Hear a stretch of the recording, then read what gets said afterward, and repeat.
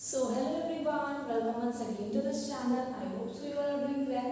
चलिए आज के टॉपिक को बिगिन करते हैं। आज का हमारा टॉपिक है स्पर्मेटोजेनेसिस। स्पर्मेटो मतलब क्या होता है? Sperm, clear? स्पर्म और जेनेसिस वर्ड जहाँ कहीं भी है यानी कि उसका मतलब होता है फॉर्मेशन या फिर जेनरेशन, क्लियर? फॉर्मेशन या generation. So here we can together collectively call sperm का प्रोडक्शन होना या जनरेशन होना, इसको बोलते हैं स्पर्मेटोजेनेसिस, क्लियर?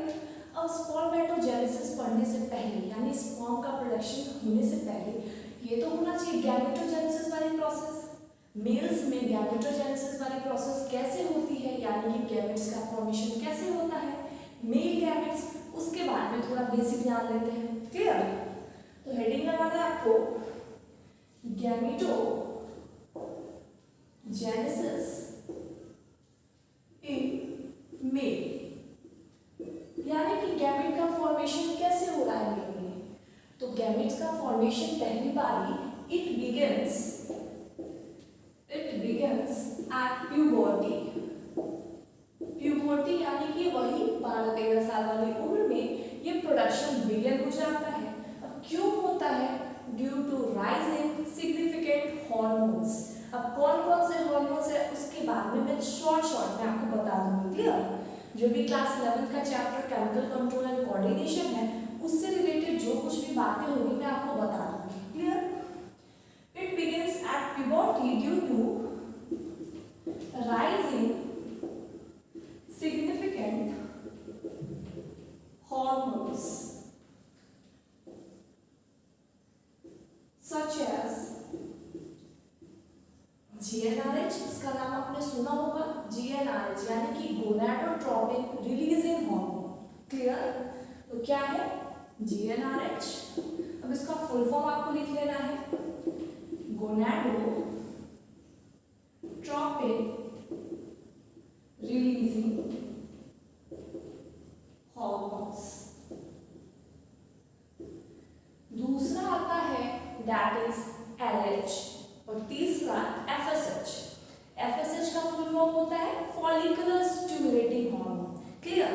और थर्ड आता है LH जिसका मतलब होता है ल्यूटिनाइजिंग हार्मोन। आपको लिखना है FSH फॉलिकल स्टिमुलेटिंग हार्मोन। ये मैं कुछ भी एक्स्ट्रा नहीं बता रही, जो भी टॉपिक से रिलेटेड है वही सारी चीजें मैं आपको बता रही हूँ, क्लियर? तीसरा है LH यानी कि ल्यूटिनाइजिंग हार्मोन। अब आपको ये पता होगा हाइपोथैलेमस होता है, हाइपोथैलेमस के बाद आता है एंटीरियर पिट्यूटरी, क्लियर? तो ये दोनों जो हार्मोन्स है FSH एंड LH ये कौन सीक्रेट करता है? That is anterior pituitary, clear? तो अगर आप नहीं जानते हो हाइपोथैलेमस क्या होता है, एंटीरियर पिट्यूटरी क्या होता है, तो आपको एक बार वन शॉट देख लेना चाहिए केमिकल कंट्रोल का। अगर आपके पास टाइम नहीं है देखने के लिए तो आप क्या करो, बस इसका नाम याद करो, क्लियर? उतना ही बहुत है, काफी है ना? तो ये दोनों कौन रिलीज करता है? That is anterior pituitary. अब एक पॉइंट जो आपको पता है ऑलरेडी, आपको लिखने की जरूरत नहीं, clear? That sperm production even continues in older man, यानी कि अगर जो बूढ़ा इंसान है उसके ब्यास में स्पर्म की प्रोडक्शन कंटिन्यू होगी, but in case of female ये ऐसा नहीं होता है। 45 to 50 ईयर्स तक ये चीजें होती है, उसके बाद ये स्टॉप हो जाती है। तो क्लियर हो गया? आपको बेसिक मैंने बता दिया कि स्पर्मेटोजेनेसिस के बारे में पढ़ना क्या क्या है, क्लियर? अब स्पर्मेटोजेनेसिस जो है वो बहुत ही इजी टॉपिक है और बहुत अच्छे से पढ़ेंगे, क्लियर? आपको क्या करना है, इसको नोट डाउन करना है, तब हम नेक्स्ट टॉपिक पे आते हैं। आई होप सो आपने ये टॉपिक लिख लिया है। अब हम लोग को पढ़ना है स्पर्मेटोजेनेसिस।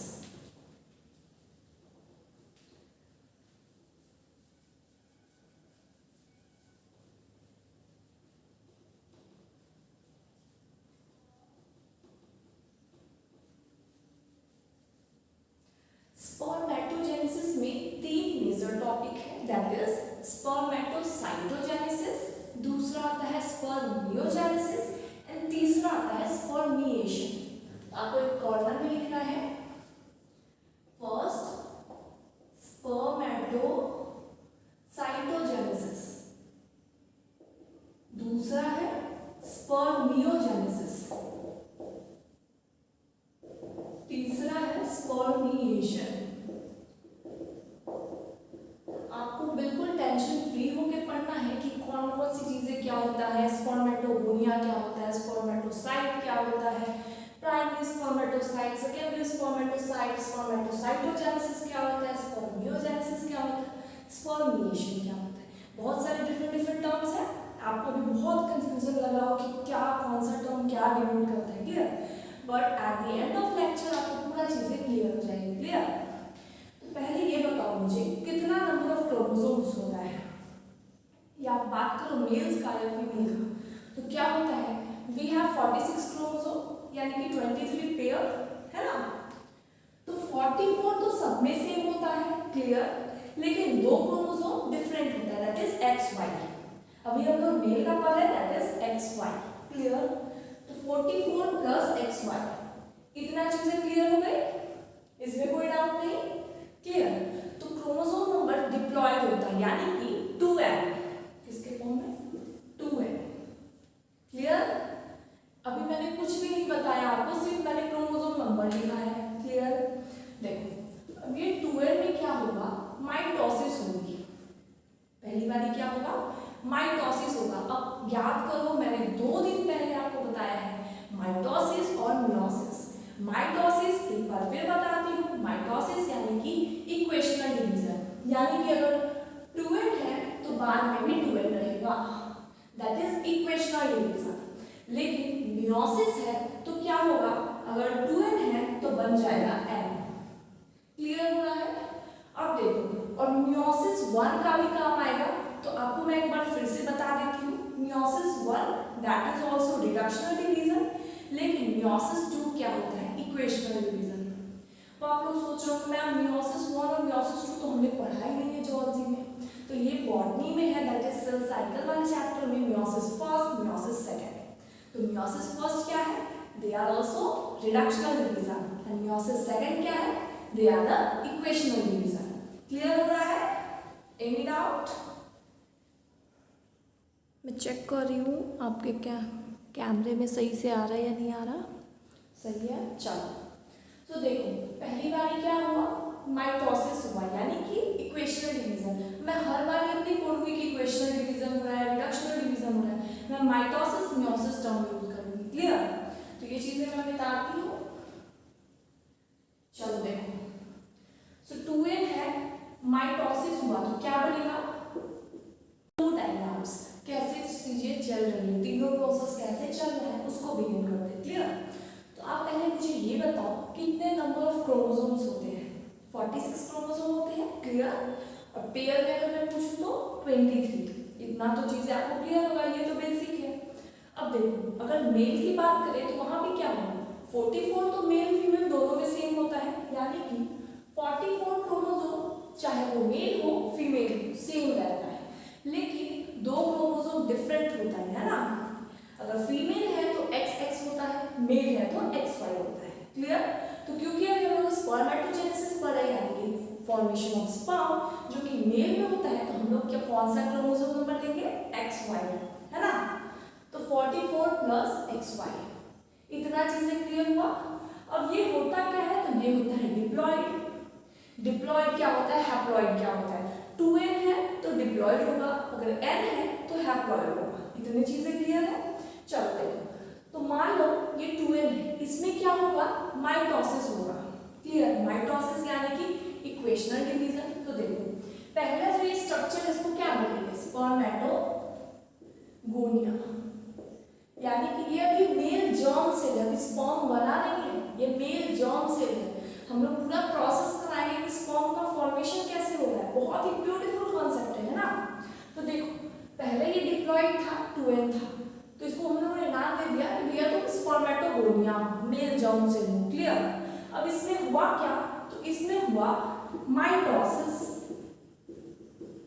इसमें हुआ क्या, माइटोसिस। आपको मेरे साथ बोलते रहना है, रिपीट करते रहना है, क्लियर। तो इसमें हुआ माइटोसिस। माइटोसिस आपको पता है इक्वेशनल डिवीजन हुआ, दो इक्वेशन में बट गए, यानी कि 2n था तो 2n 2n में बट गए, क्लियर। अब इसके बाद क्या होता है, वापस से माइटोसिस होगा, यानी कि इसमें अलग माइटोसिस, इसमें अलग माइटोसिस। अब क्योंकि देख मैं एक तरफ का लेके पढ़ाऊंगी, या तो मैं इस तरफ से पढ़ाऊं या इस तरफ से पढ़ाऊं, दोनों जगह सेम चीजें चलेंगी, क्लियर। तो मैं एक तरफ का ही बताऊंगी सॉरी, वो सेम चीजें आप दूसरी तरफ अप्लाई कर लेना, क्लियर। समझाने के लिए मैं एक तरफ अच्छे से समझा दूंगी, है ना। तो देखो इसमें क्या हुआ, अगेन माइटोसिस हुआ, क्या हुआ, इक्वेशनल डिवीजन हुआ। तो इसमें क्या हो जाएगा, माइटोसिस। तो ये वाला स्ट्रक्चर को क्या बोलेंगे, अगेन स्पर्मेटोगोनिया। क्या बोलेंगे, स्पर्मेटोगोनिया। अब देखो ये जो 2n वाला स्ट्रक्चर है, इसमें अब क्या होता है, तो ये फर्स्ट प्रोसेस जो हमने यहाँ लिखा है स्पर्मेटोसाइटोजेनेसिस, आपको एक बार और रिपीट करना है, दैट इज स्पर्मेटोसाइटोजेनेसिस, यानी कि साइटोप्लाज्म, जहां पे साइटो वर्ड आएगा वहां पे साइटोप्लाज्म को रिलेट करो, जेनेसिस यानी कि फॉर्मेशन, क्लियर। तो देखो साइटोजेनेसिस यानी कि साइटोप्लाज्म के कंटेंट में इंक्रीजमेंट आना, increase in cytoplasmic content is known as spermatocytogenesis. आपको टेंशन नहीं लेनी है, ये सब चीजें मैं लिखवा दूंगी नोट्स में, अभी आपको क्या इस पे ध्यान देना है। अब देखो यहाँ पे हो क्या रहा है, यहाँ पे सेम मैंने ये 2n उतारा है, क्लियर। तो यहाँ पे क्या हो रहा है, अभी साइटोप्लाज्म में सिर्फ इंक्रीज हुआ है, अभी यहाँ पे माइटोसिस नहीं हुई है, क्लियर। मैं उस टाइम पे बाय मिस्टेक लिख दी थी, है ना। ये जो 2n है, ये मैंने सिर्फ 2n को उतारा है नीचे में, क्योंकि यहाँ पे क्या हो रहा है, अभी सिर्फ साइटोप्लाज्म में इंक्रीजमेंट हो रहा है, क्लियर। First process spermatocytogenesis. तो यहाँ पे क्या हो रहा है, स्पर्मेटोसाइटोजेनेसिस, यानी कि साइटोप्लाज्म के कंटेंट में इंक्रीजमेंट आना, इसको हम लोगों ने नाम दिया स्पर्मेटोसाइटोजेनेसिस। अब देखो इसमें हो क्या रहा है, ये 2n है, अगेन ये भी 44 प्लस XY ही अभी तक, है ना, क्योंकि अभी तक मियोसिस हुआ नहीं है, अभी रिडक्शन हुआ नहीं है, सिर्फ माइटोसिस चल रहा है, क्लियर। तो 44 प्लस XY। अब देखो क्या होगा, अब इस वाले 12 में होगा मियोसिस फर्स्ट।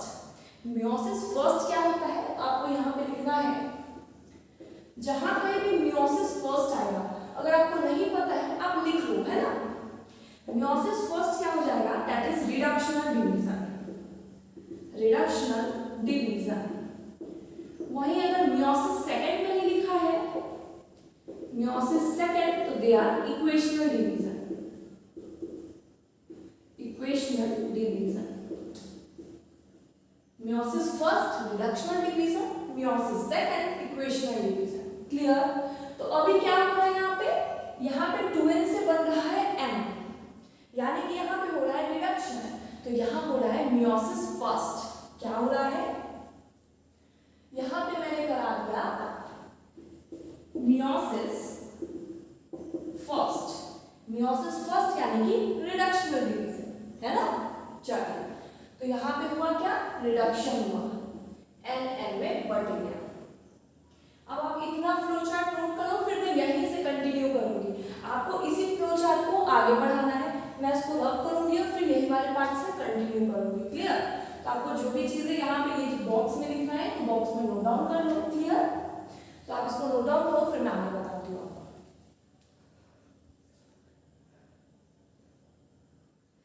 आपको एक दो चीजें और ऐड करनी है यहाँ पे, ये वाला जो 2n स्ट्रक्चर बना, ये बना प्राइमरी स्पर्मेटोसाइट। साइट और जहां कहीं भी आया, यहाँ की cell, primary cell, primary spermatocyte. ये वाला जो है इसको बोलते हैं सेकेंडरी स्पर्मेटोसाइट। अब यहाँ पे आप खुद से क्रोमोसोम नंबर लिख सकते हो, यहाँ पे क्या होगा, रिडक्शन हो गया, यानी कि 22 plus XY, 22 plus XY, clear. ये एक दो छोटी छोटी पॉइंट थी, मैं अभी नहीं लिखी थी, मैं आपको नोट डाउन करा दी, क्लियर। अब मैं इसको मिटाती हूँ, अब मैं यहीं से कंटिन्यू करूंगी। चलिए आपको उसी फ्लो चार्ट में कवर अप करना है ना।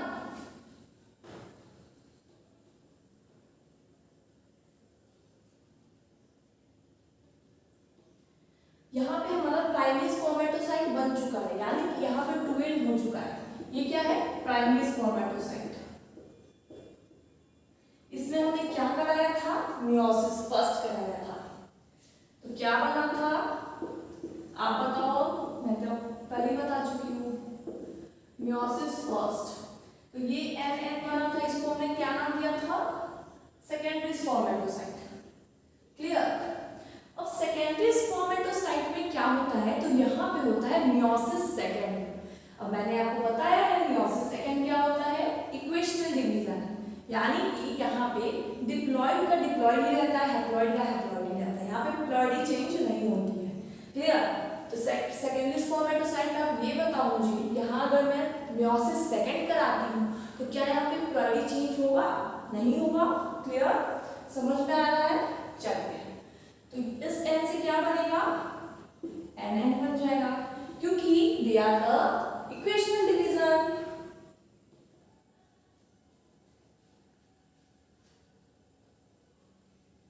मैं लास्ट में आपको पूरा रिकैप दे दूंगी, है ना।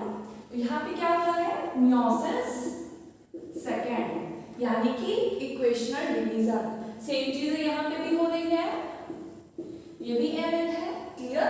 अब यही जो बन रहा है, इसी को हमने क्या नाम दे दिया? दैट इज टेल वाला structure, that is sperm.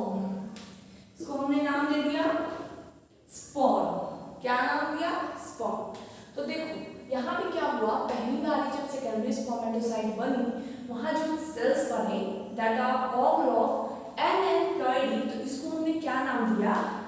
Sperm. यहाँ पे हमारी स्पर्म की फॉर्मेशन हो चुकी है। क्या हुआ? स्पर्म बन गया। क्लियर? अब यहाँ पे स्पर्मियोजेनेसिस हो गया, यानी कि जनरेशन ऑफ स्पर्म।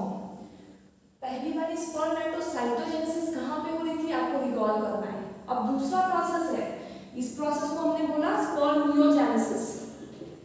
स्पर्मियोजेनेसिस यानी कि maturation of sperm, generation of sperm. यहाँ पे क्या लिखेंगे? जनरेशन ऑफ स्पर्म और मैचुरेशन ऑफ स्पर्म, यानी कि स्पर्मेटोसाइटोजेनेसिस, स्पर्मियोजेनेसिस, हमारा दो प्रोसेस कंप्लीट होता है ना। अब क्या होगा? स्पर्मिएशन। ये कैसा प्रोसेस है? तो ये दोनों चीजें आपको समझ में आ रही है? अब मैं आपको एक बार रिकॉल कराती हूँ कि क्या चल रहा है। देखो, हमने स्पर्मेटोसाइटोजेनेसिस स्टार्ट करा था, वहां पे हमने पढ़ा स्पर्म का जनरेशन कैसे होता है। ये प्रोसेस के बारे में पूरा इस टॉपिक के बारे में पढ़ना है। क्लियर? चलो देखो, मेल में क्रोमोसोम नंबर कैसा होता है? 44 plus XY। Clear? They are of ploidy 2n। Clear हो गया? अब देखो, पहली बार क्या हुआ? माइटोसिस हुआ। माइटोसिस क्योंकि इक्वेशनल डिवीजन है तो दो में बट गया, है ना। अब यहाँ पे क्या होता है? फिर से सेल में साइटोप्लाज्म के कंटेंट में इंक्रीजमेंट आता है। पहला प्रोसेस स्पर्मेटोसाइटोजेनेसिस होता है। तो पहले जो 40-12 वाला पोर्शन था वो क्या था? स्पर्मेटोगोनिया था। उसके बाद क्या बना? प्राइमरी स्पर्मेटोसाइट बना। अब उसके बाद क्या होता है? उसमें मियोसिस फर्स्ट होती है। मियोसिस फर्स्ट यानी कि रिडक्शनल डिवीजन। क्लियर? यानी कि 2n से क्या हो गया? nn में बट गया, है ना। अब वहां पे क्या होती है? दूसरा प्रोसेस सेकेंडरी स्पर्मेटोसाइट बन जाता है। दैट इज आपको क्लियर होगा। अगेन उसमें क्या होता है? डिवीजन होता है। क्लियर है? अब उस डिवीजन के बाद क्या बनता है? स्पर्मियोजेनेसिस से बनता है स्पर्म। क्लियर? तो हमारा दो प्रोसेस कंप्लीट होता है। अब तीसरे प्रोसेस पे आएंगे स्पर्मिएशन। तो आपको जो भी नोट डाउन करना है आप नोट डाउन कर लो, फिर मैं इसको इरेज करती हूँ, फिर मैं अपना नेक्स्ट टॉपिक स्टार्ट करती हूँ।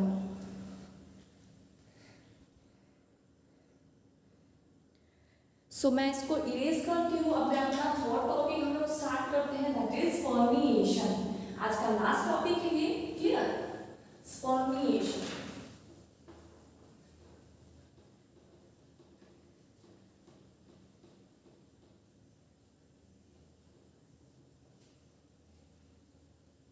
अब आपसे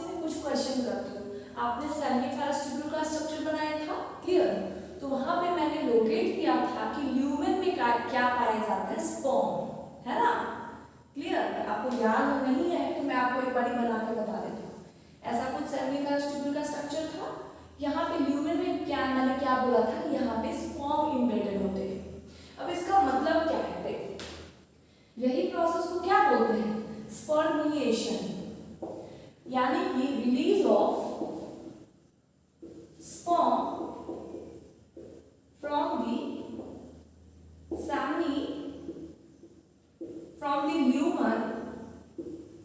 lumen of seminiferous tubule। यानी कि स्पर्म क्या होता है, सेमिनिफेरस ट्यूब्यूल में इम्बेडेड होता है, यानी कि उसका हेड किसके तरफ होता है, सेमिनिफेरस ट्यूब्यूल की तरफ। क्लियर? तो वो इस तरह से इम्बेडेड होता है, उसी को रिलीज करने का जो प्रोसेस होता है उसको क्या नाम देते हैं, स्पर्मिएशन। क्योंकि स्पर्म के पास क्या होता है, देखो स्पर्म ऐसा होता है, यानी कि ये टेल है। हम लोग पूरा जब डायग्राम बनाएंगे स्पर्म का तो वो अच्छे से आपको बताएंगे। तो ये जो रिलीज होता है पार्ट, यानी कि spermiation, release of sperm from seminiferous tubule is known as spermiation.